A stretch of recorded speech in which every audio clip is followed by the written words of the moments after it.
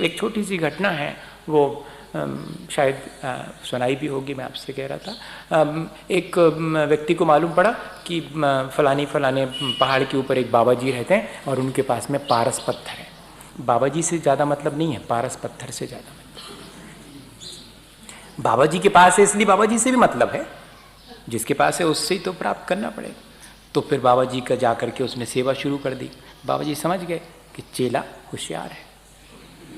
बाबा जी समझ गए कि चेला होशियार है, मेरे सेवा के लिए नहीं आया है, मेरे पास जो चीज़ है उसकी सेवा के लिए आया है। समझ गए वो। लेकिन वो भी होशियार थे, उन्होंने कहा कि धीरे धीरे अब वो संतुष्ट करने लगा बाबा जी की। भारी सेवा करता था, आप हमें अपना चेला बना लो, आप हमें अपना शिष्य बना लो। कह ले तू बन जा, मुझे क्या दिक्कत है, रह मेरे पास। तो रहने लगा वो। किसी दिन तो बाबा जी संतुष्ट होंगे, लेकिन काय को बाबा जी ने एक भी दिन नहीं कहा कि हम तुम्हारी सेवा से संतुष्ट हैं। वो कहने वाले नहीं थे। 1 साल 2 साल 5 साल 10 साल, बड़ा पेशेंस, उस चेले का भी बड़ा पेशेंस, अपन का भी बड़ा पेशेंस है। दम साधे रहते कोई चीज़ मिलना हो अगर तो संसार की, हाँ बहुत दम साधे रहते कि मिलेगी, कहीं ना कहीं से तो मिलेगी, कैसे ही भी। तो 12वां साल जब हुआ, उसने कहा भारी तपस्या हो गई। 12 साल की तपस्या तो बहुत होती। गुरुजी को भी लगा कि अब ज़्यादा नहीं करना चाहिए, ये बदलेगा नहीं। इसके मन में तो लगन उसी चीज़ की है। मैंने तो सोचा था कि मेरे सानिध्य में रह करके बदल जाएगा शायद इसका मन, लेकिन बदलेगा नहीं, इसको तो वही चाहिए है। सो एक दिन कहा कि मैं तेरी सेवा से संतुष्ट हूँ, बोल क्या मांगता है। मालूम था कि मांगेगा क्या। उसने कहा कि बाबा मैंने आपकी अगर सेवा करी है और आप संतुष्ट हैं तो आप अपने पास का वो पारस पत्थर दे दें जिसके छूने से सब सोना हो जाता है। बाबा जी ने कहा कि ले ले। वो रखा है उसमें, एक खप्पर का तो वो था, छप्पर खप्परों से बना हुआ, उसमें एक जगह घुसा हुआ था, उठा ले। वो रखा। उसने कहा अरे ये हमें पहले से मालूम होता तो इनसे इतनी पता नहीं करेंगे, कहीं के ले जाते, ऐसे ही रखा। हम तो सोच रहे थे कि कहीं भीतर और छुपा करके कहीं रखा होगा। इनको इस चीज़ का कोई इंपॉर्टेंस नहीं है, ऐसे रखते हुए बाहर रखा हुआ है। उसने उठाया बड़ा खुश कि मिल गया मुझे पारस पत्थर, और चला वो। लेकिन 12 बरस का संस्कार कम नहीं था।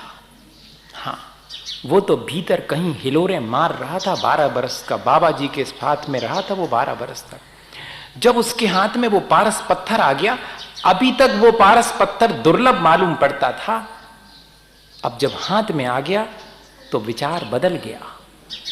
घर तक नहीं पहुंचा उसके पहले ही मन में विचार आया कि बात क्या है, ऐसी दुर्लभ चीज और ऐसे साधारण तरीके से बाबा जी रखे हैं और इतने आसानी से मुझे दे दी। इसके मायने हैं कि उनके पास इससे भी ज्यादा कीमती कोई चीज है, तब तो उन्होंने इतनी आसानी से ये दे दिया। अब मुझे ये नहीं चाहिए, मुझे वो ही चाहिए जिसकी वजह से इसे भी वो आसानी से छोड़ सके। जिस पारस पत्थर के पीछे दुनिया भागती है, इस आदमी ने जितनी आसानी से इसे छोड़ दिया, इसके मायने हैं कि इसके पास कोई चीज और है, बहुत रेयर है, वास्तव में वो दुर्लभ है। और आकर के फिर से माथा टेक दिया कि 12 वर्ष भले ही व्यर्थ चले गए हों, लेकिन अब जीवन शेष व्यर्थ नहीं गंवाऊंगा। मैं तो वो पाके रहूंगा आपसे जिसकी दम पर आपने इसे आसानी से छोड़ दिया। इस चीज का भी इतनी बड़ी दुर्लभता का आपने त्याग कर दिया, मैं वो दुर्लभ चीज पाना चाहूंगा। भैया संदेश इस घटना का यही है कि तमाम जीवन की उपलब्धियां उस केवल ज्ञान के सामने व्यर्थ हैं, छोड़ने लायक हैं, अगर वो मिलता हो तो। और ऐसा ही हमें अपने अंदर विचार करना चाहिए कि अगर मुझे उस बोधि की प्राप्ति होती है तो मैं अपने जीवन भर की सारी जितनी हमने उपलब्धियां, जिनको उपलब्धि मान करके इकट्ठा किया है, वो भी छोड़ने के लिए तैयार हैं।